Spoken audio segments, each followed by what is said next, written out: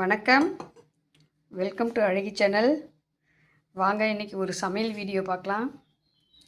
இங்கே வருங்க, நடக்கல்ல வச்சுருக்கேன். நடக்கல்ல வந்து பச்சை நடக்கல்ல நான் அவிச்சி சாப்பிட்றதுக்காக வாங்கினேன். அது கொஞ்சம் அவிச்சி சாப்பிட்டேன், மீதி இருந்து தொளிச்சிட்டு டக்குன்னு எனக்கு பீர்க்கங்காய் ஞாபகம் வந்துருச்சு.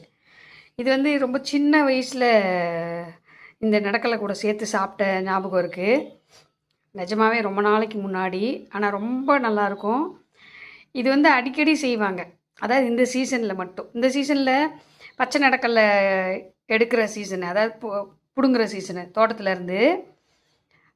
அதே மாதிரி இந்த நாட்டு காய்கறி விளையிற சீசன் தான், ஐப்பசி கார்த்திகை அப்படி இருக்கும்போது இது வந்து எங்கள் அம்மா எங்கள் பாட்டி இதெல்லாம் எனக்கு செஞ்சு கொடுத்த ஞாபகம் இருக்குது.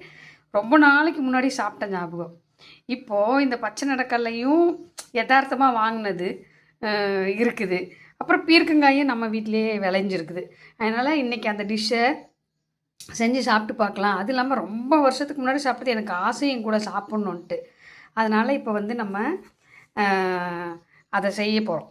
எப்படி செஞ்சு பார்த்துட்டு எப்படி இருக்குன்னு சொல்லலாம். இங்கே பாருங்க, நம்ம பீர்க்கங்காய் பார்க்குறதுக்கு ரொம்ப பெருசாக இருக்க மாதிரி இருக்குது, ஆனால் நாட்டு பீர்க்கங்காய் தான் இது. பிஞ்சு தான் இது இன்னும் கூட பெருசாகும். இங்கே பாருங்க, உங்களுக்கு அரிஞ்சு காமிக்கிறேன். பார்த்தீங்களா, ரொம்ப ரொம்ப பிஞ்சு. இங்கே பாருங்க, பிஞ்சு பீர்க்கங்காய்.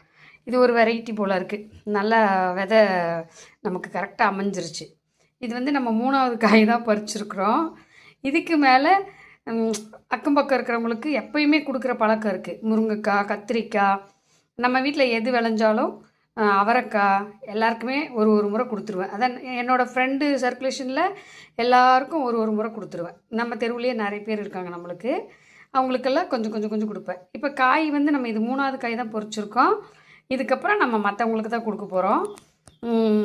இன்றைக்கி நம்ம இது செஞ்சு எப்படி இருக்குன்னு பார்க்கலாம். செஞ்சுட்டு உங்களுக்கு காமிக்கிறேன். பீர்க்கங்காய் அரிஞ்சு நம்ம இப்போ குக்கரில் போட்டிருக்கோம். கூடவே இந்த மிளகா பொடி போட்டிருக்கேன், அதாவது சாம்பார் தூள் அந்த மாதிரி நாங்கள் எல்லாத்துக்கும் இதாக யூஸ் பண்ணுவோம். இது வந்து கொஞ்சமாக வெறும் மிளகா பொடி போட்டிருக்கேன்.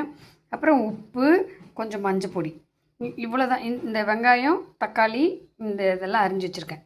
இது கூட கொஞ்சமாக தண்ணி ஊற்றி, அதாவது தண்ணி கொஞ்சமானா கொஞ்சம் போதும், ஒரு அரை கிளாஸ் அளவுக்கு தண்ணி ஊற்றி நல்லா கையை வச்சு கிளறி விட்டு ஒரு 4-5 விசில் வச்சு எடுத்தோம்னா நமக்கு அதே டேஸ்ட் வருதான்னு பார்க்கலாம். ஆனால் அதெல்லாம் அடுப்பில் செய்ய